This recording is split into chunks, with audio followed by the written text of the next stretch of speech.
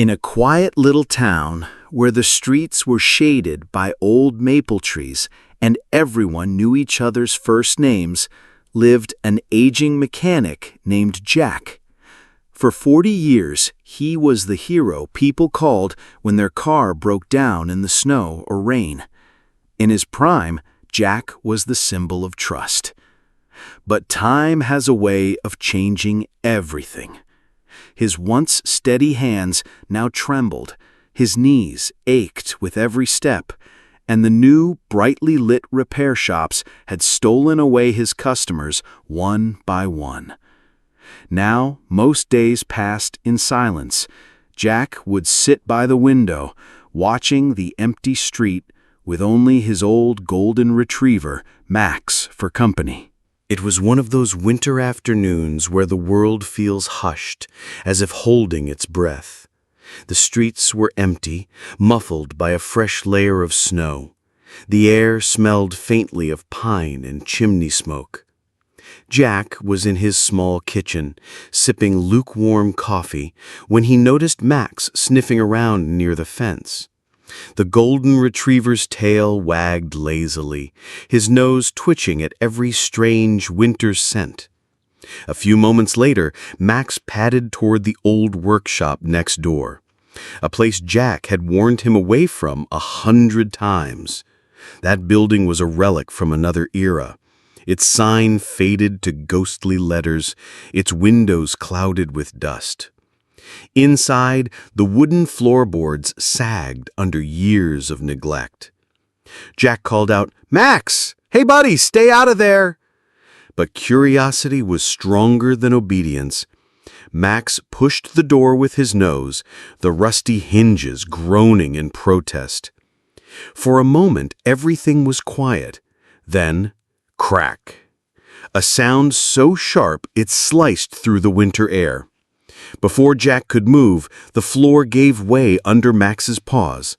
The dog's yelp pierced Jack's chest like a blade, echoing in the stillness. Jack dropped his coffee, the mug shattering on the kitchen tile, and ran. His boots crunched on the snow as he sprinted to the workshop. When he reached the doorway, a rush of cold air met him. He stepped inside cautiously, his breath misting in the dim light filtering through broken shutters. And then he saw it, a jagged, splintered hole in the center of the floor. Down below, in the shadowed basement, Max paced in panic, his golden coat dusted with debris. The faint light caught the fear in his eyes. He whimpered, his voice trembling upward through the darkness. Jack's stomach twisted. The distance from the hole to the floor below looked farther than he'd imagined, and the basement was lined with cracked concrete walls. It wasn't just a fall, it was a trap. Jack's heart was pounding so hard he could hear it in his ears. He knelt at the jagged edge of the hole, calling down, "Easy, Max. Stay still, boy. I'm here."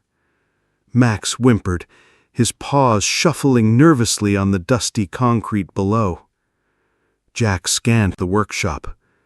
In the far corner, under a tarp, he found an old coil of rope.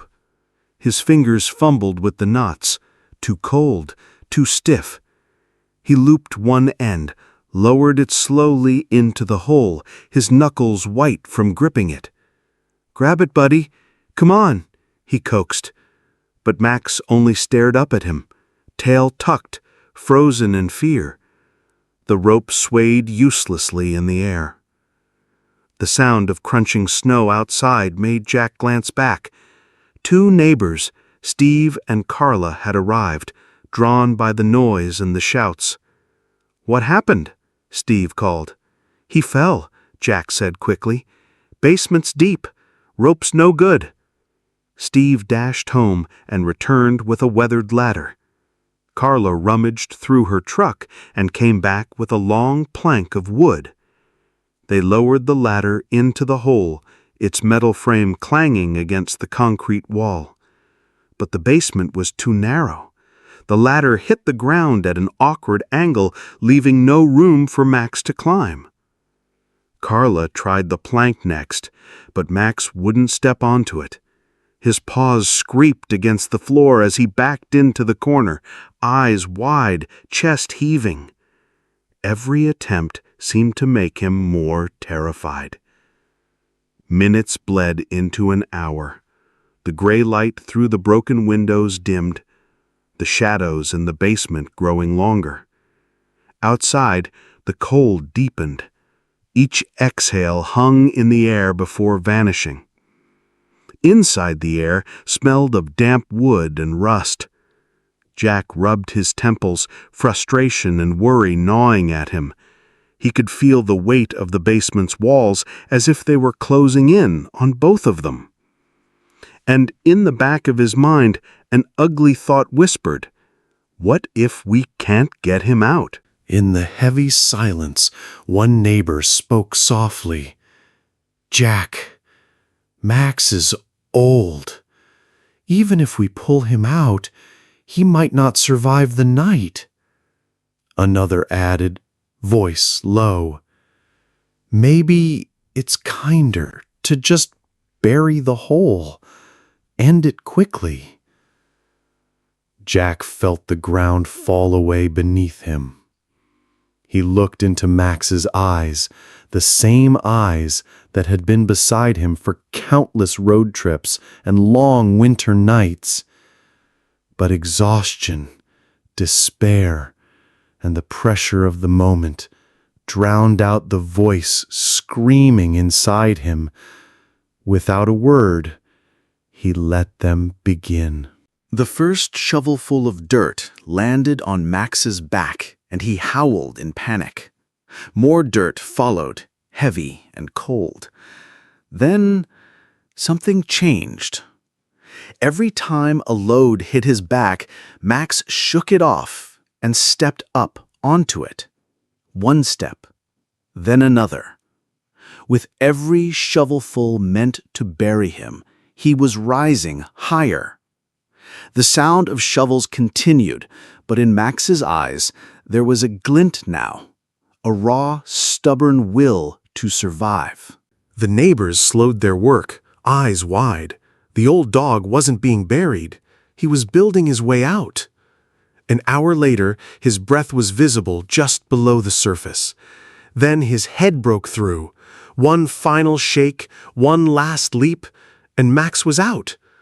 He stood there panting, tail wagging, his coat dusted in dirt, but alive.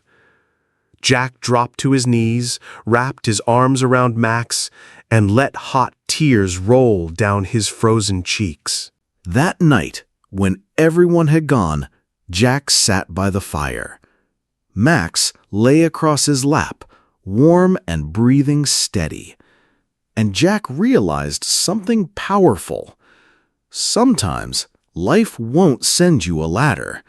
Sometimes the only way out is to turn what's meant to bury you into the steps that lift you higher. From that night on, whenever Jack faced a problem, he pictured Max in that dark basement, shaking off the dirt and climbing toward the light.